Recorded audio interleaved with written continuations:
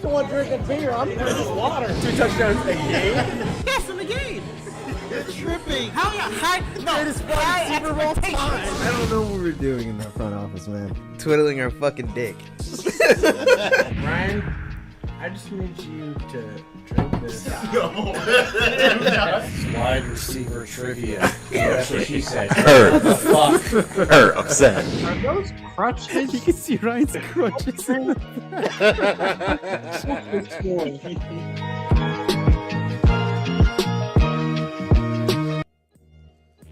What is going on, folks? Welcome back to your favorite show on the internet, recapping the Sunday night game between the Lions and the Eagles. I am your co-host, Jalen Brown.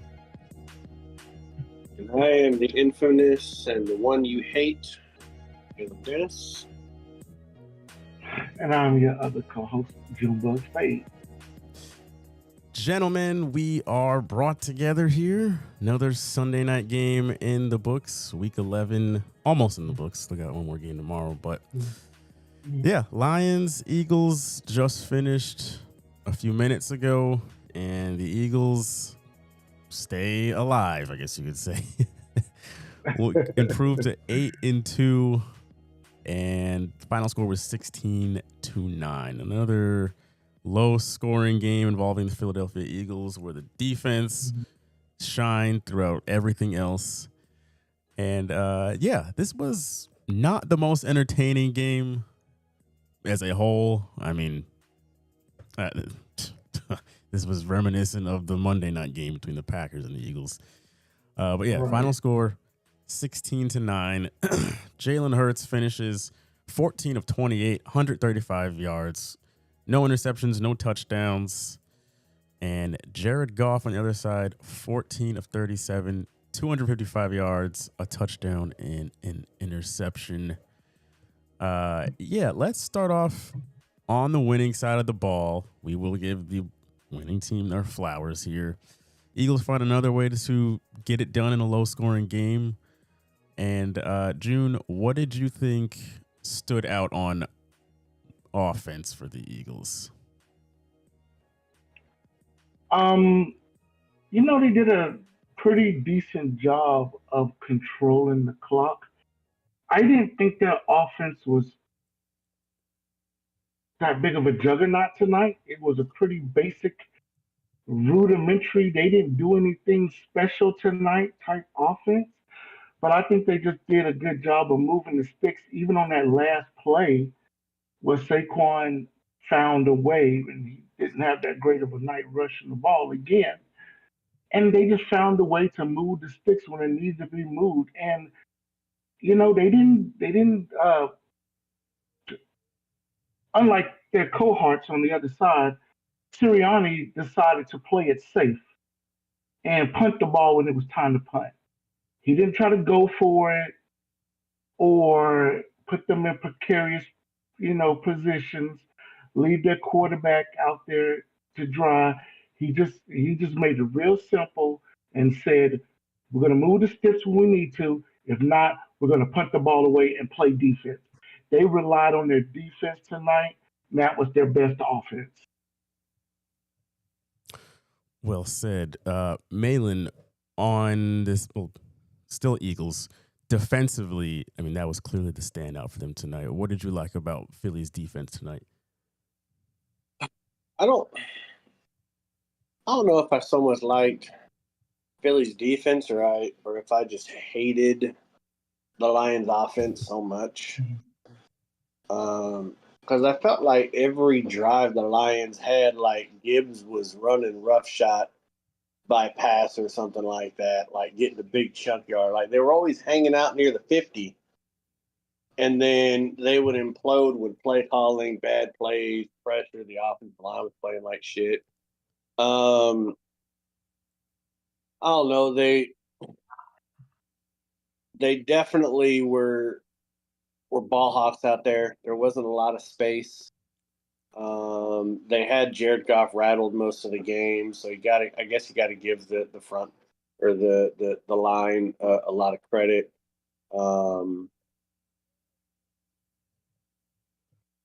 defense playing with that great, or was the offense playing that bad?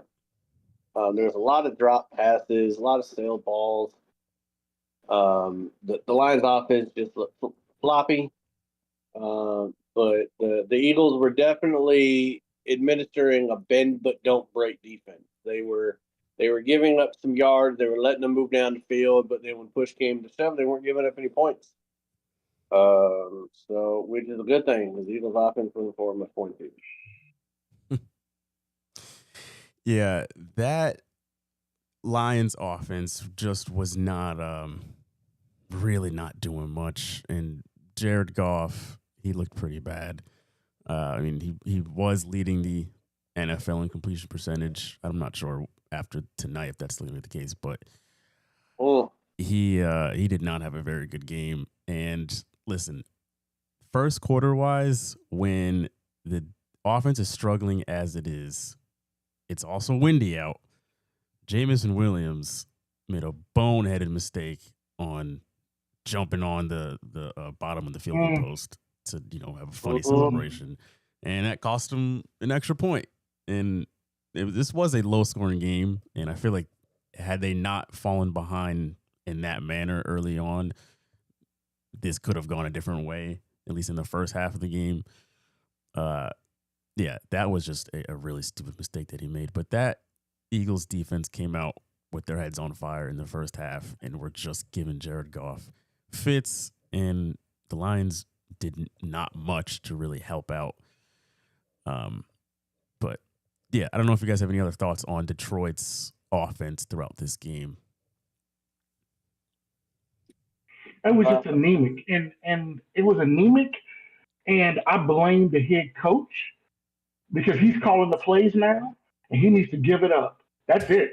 If I'm Jared Goff and I'm in St. Brown and I'm Gibbs, I'm going to him saying, nah, bruh. Nah, bruh.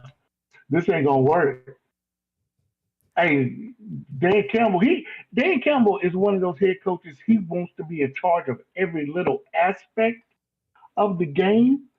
And he's good for that, but he don't need to be calling plays too. It's too much for him. It's too much of his head going on for him to be calling plays. And it was obvious tonight. Bro, you got to take the points when they're there. This would have been a tie game at some point. This game would have been tied. You went for it 5 times on 4th down, and you was 0 for 5. Brother, after the second time, should have been the time to punt the ball, play defense, or kick the field goal if you're close enough. We saw that the wind died down late in the game. So there was opportunities to kick field goals. The Philly kicker kicked a 47-yard or whatever that was late in the game. So there was opportunity for you to kick field goals and trade field goals, but you screwed it up yourself. This everything that happened tonight for Detroit that was bad was on the head coach, 100%. And I get that, weather was a factor, windy conditions, but your offense is not going many places when your running back leads the team in receptions and yards. You could have gotten Amon St. Brown more involved in the offense, closer to the line of scrimmage with some screens or some but for him to only have 2 catches, he was such a non-factor in this game. Gibbs is pretty much the only thing out there. And the other crazy thing is that I got to credit both defenses on this. In a game where the wind and the weather was a factor, you didn't really want to throw the ball a whole lot. Neither team ran the ball well. The Lions only averaged 3.5 yards a clip, and the Eagles only averaged 3.7 yards a clip. So neither team was even really able to get their running game going the way that they would like to. I feel like both defenses played good. But like June said, that play calling was just bad. Goff couldn't get the ball down the field. That Lions offense is always so much more wide open And I'm not even talking like just down the field. I'm talking like sideline to sideline. Like they spread the ball out so much more, and they seem so much more confined tonight. They just couldn't get anything going. Yeah, their play calling, Detroit's play calling, was just so bizarre, and it's funny because it's like the two head coaches that are just so like tunnel vision when it comes to fourth down plays. They stacked up against each other, and the Eagles had their fair share of like, you shouldn't have done that, but they just had less of, like, significantly less than them in this case. Dan Campbell was like, I'm gonna out tunnel vision you, I'll show you, and they sure did, because they got a nice L to go with it. But they were also 3 of 13 on third down. Like they were they could not move the chains when they needed to. Oh God. Yeah, it was so bizarre to watch this game and to watch Detroit. And I want to credit the Eagles and some and say, yes, the Eagles defense was on them. But then you want to look at it and kind of say, but Jared Goff missed wide open guys, and that wasn't the weather. That was just Jared Goff. Because a couple of those fourth down plays, where was he throwing the ball to? The one he threw behind Amon-Ra Brown and the defensive back, he threw it behind them. And then there was a couple of more where he hit him in the knee. He hit him in the knee. What, brother? The wind didn't do that. You know what I mean? The wind didn't do that. So I don't know what was going on tonight. But I get that Campbell has an identity for being aggressive and going for it on fourth down, right? Mm-hmm. But damn, man, like sometimes in a close game like that, like you got to change your identity a little bit. You got to, like, it's almost like the Eagles knew, and he's going to go for it every time. You're right. They were like baiting him to go for it instead of trying for points. And it just that bend but don't break defense worked. That was very Legion of Boom-esque without the turnovers tonight that the Eagles defense kind of played there. Man, that fourth down. First of all, when they was on the goal line, it was third down, and they went for the run on third down. I was like, what are you doing? Like, what are you doing? That should have been a play. That should have been your pass play right there. That should have been your third down, quick out to your tight end or to the running back slipping out the backfield type play. But they decided to try to run it. Then they go for that pass on fourth down. That made me, and that told Sirianni right there, oh, this dude's gonna be going for it all night. Because and I'm like, dude, just kick the field goal at this point. Just kick a field goal. You right there. This game is too close not to take points off, to leave points out there on the table. And Jan, can I just make one quick, public service announcement for all of America out there? I just want everybody. If you're driving a car that has a hell of a sound system in it and you're playing it so loud that I can hear the music from your car word for word like it's on my patio, yet you're playing a radio station and then a commercial comes on, like that ain't it. That ain't it, boo. That's not gangster, bro. You got to be streaming something. That's not gangster, bro. You can't have commercials when your volume's up to 70. Come on, man. You can't listen to Pandora and the commercials come on. It's $5 for Pandora, guys. I just heard an iHeartRadio commercial from a car behind. That volume's up to 75. That bitch just let it go. I was like, man, you gotta pay for a subscription. You gotta get the one without the ads. If you're gonna try to ball like that, get it without the ads, people. That ain't it. I'm cutting expenses. All right, let's go. So for the Eagles, it was same old story. Offensively, they came out flat, but they were doing their song and dance of let's force the ball to AJ Brown. Come on, don't you guys see? We're getting him involved. Look at this, AJ Brown. Sure. And it was not working. And then in the second half, wow, they found out there was other people on the roster besides Saquon Barkley and AJ Brown, and Dotson made his monthly appearance, and Saquon started to move a little bit more, and they started at least throwing the ball towards Devontae Smith, opened things up a bit, and the offense started to move, and wow, would you look at that, started to score some points, and then they went flat again. But Yeah. what were your guys' thoughts on at least the passing game of the Eagles this game? They have it was not there. You cannot say, you have to make it natural. It has to be natural. We saw it tonight. I sat there on my couch and I was like, he's trying to force the ball to him too much. He's throwing to him in double coverage, or he's throwing the ball to him knowing it's going to be out of bounds. On that last play was such a bullshit call by the refs. That was such a bullshit call by the refs. The refs, come on, dog. That was not pass interference, and that ball was uncatchable. Because most of the balls tonight to AJ have been uncatchable, or they was already out of bounds. The passing game for the Eagles was not there at all, and the Lions didn't take advantage of that situation. They didn't get them into a shootout. And I don't know, Jalen Hurts was missing them deep. He was missing them short. And you can tell he was getting frustrated because then what did he start doing? He started to take it off running. He was like, one read, oh, not there, I'm running.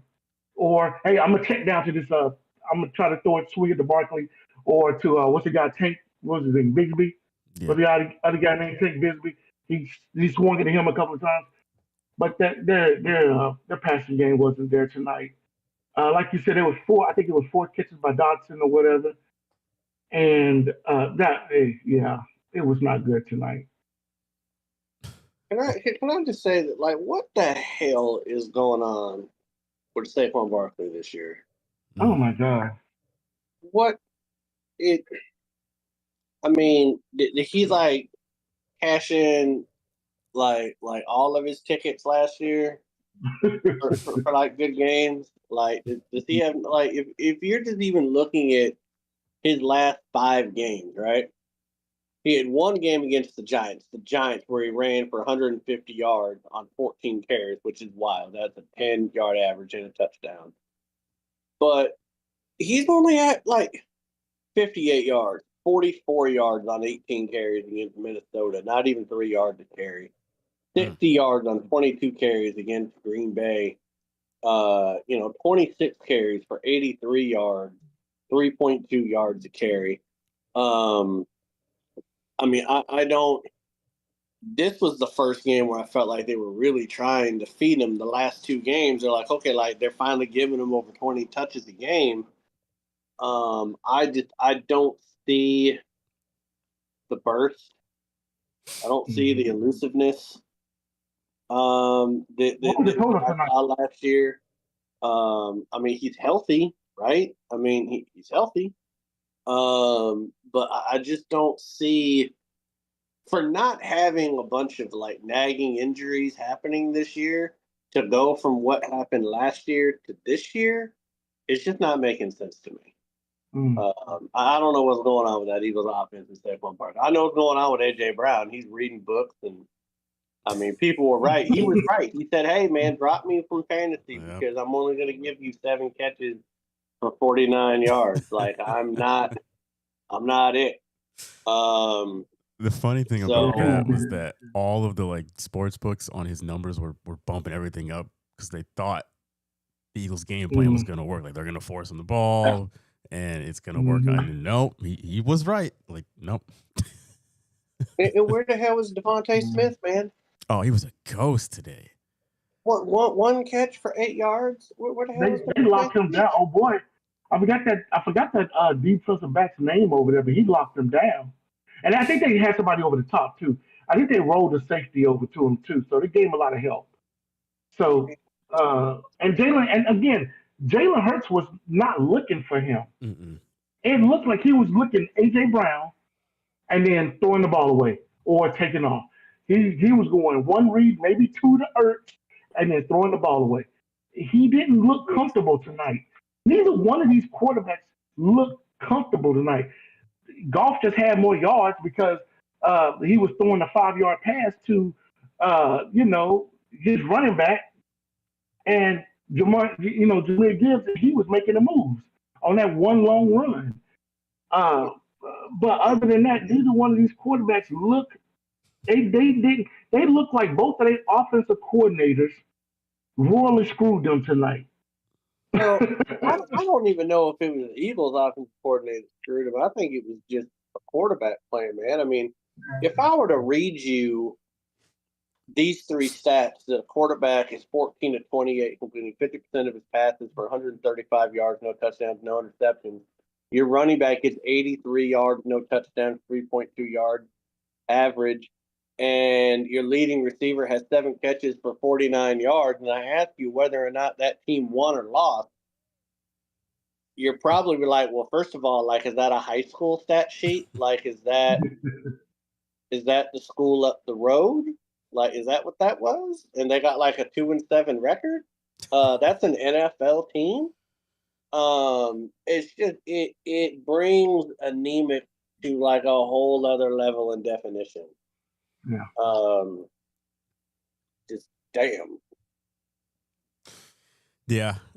Schedule wise, the Eagles, they are now 8-2, which is still the weirdest thing to think that like, their last loss was that Giants loss on Thursday night. But we all talk about them as if they lose every week.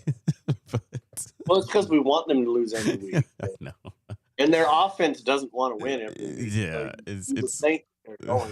the strangest 8-2 team, reigning champs team. That's like just bizarre. But yeah, their next 4 games for the Eagles, they've got Dallas. They go to Dallas next week. Then they've got Chicago, the Chargers, and Vegas. Win. I'm so pissed. They're gonna win all fucking 4 of those games. They're gonna. And the crazy thing is, out of those 4 teams you just mentioned, Chicago's playing the best ball. That's their best matchup. Is Chicago. Fuck this season. All right, nothing is making sense. Yeah, for the Lions, they've got the Giants next Sunday. Then they've got the Packers on Thanksgiving, Cowboys, and the Rams. Loss. So the Eagles will probably be 9-5, which is weird that they're 6-4. They've been a lot. Oh, you mean the more Lions like, will be 9-4? I mean, the Lions will be like, the Lions will be 9-5. Which is weird to think that they're 6-4 because we keep focusing on Green Bay shitting the bed as of late. But the Eagles have not been playing well the last month either, I don't think. So it looks like they're going to end up 9-5, and the Eagles will more than likely be like 12-2 at that point. Probably. Maybe 11-3. That Chicago game's interesting, man. I don't know. I saw Caleb Williams doing some Vegas, magician Houdini shit out there today that I was like, oh, that's a sack. Oh, wait, he's still up. Okay, well, that's the completion. Shit. But that defense is bad, though. But Eagles' offense, I don't. This NFL season, whatever. Yep, we'll see. But yeah, that's going to do it for this recap for this Sunday night game. We'll be back tomorrow night for the recap of the Cowboy and Raider game. That should be thrilling. That'd be fun. With that being It'll said, probably be more entertaining than this. Yeah, it probably will. There'll probably be a lot more scoring going on. That being said, follow us on social media at AFR Sports. Follow June. His TikTok is down in the description below. And join our Discord. It is free to join, and it is linked down in the description below as well. So with all of that being said, thanks for hanging out with us. We will see you tomorrow night, and peace out. Cheers.